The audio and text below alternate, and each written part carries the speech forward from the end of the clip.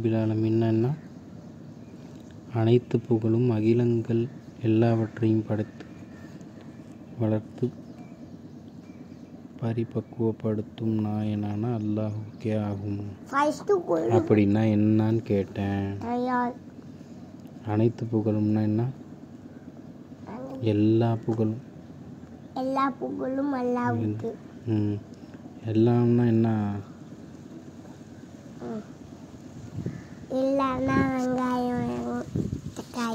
எல்லாத்தையும் அல்லாஹ் தான் விதையாக்கி அதை செடியாக்கி பழமாக்கி வளர்த்து அவன் அல்ஹம்துலில்லாஹி ரப்பில் ஆலமீன். அவனே அளவற்ற அருளாளன், நிகரற்ற அன்புடையவன். அளவற்ற அருளாளன்னா ஏற்கனவே நான் சொல்லியிருக்கேன்ல.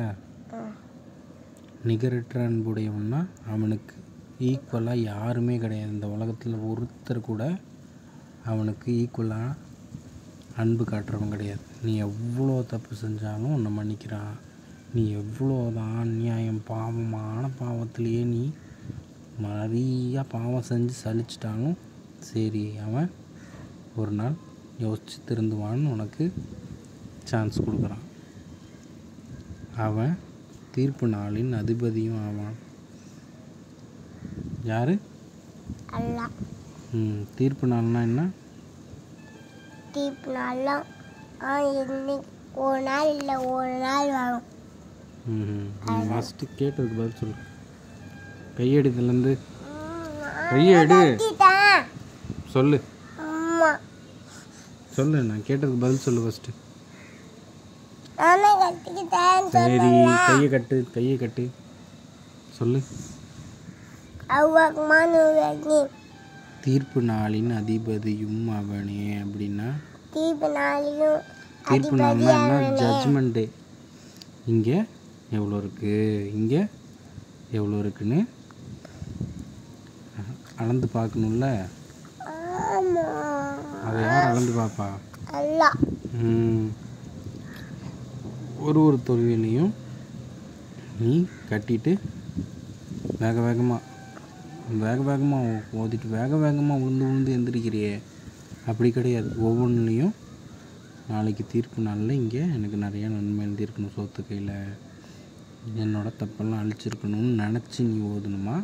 அவசரமாக ஓதிட்டு குதின்னு குதிச்சுட்டு அப்படி ஓடணுமா? நினச்சி ஓதணும் தீர்ப்பு நாளில். ஃபஸ்ட்டு ஃபஜ்ர். உன்னையே நாங்கள் வணங்குகிறோம், உன்னிடமே நாங்கள் உதவியும் தேடுகிறோம். ஒரு 5 நேரத்தில் தொழுவும் போதும் எல்லாம் உன்கிட்ட தான் நான் தொழுகிறேன், உன்னிட்ட தான் நான் ஹெல்ப்பு. உதவினா என்ன?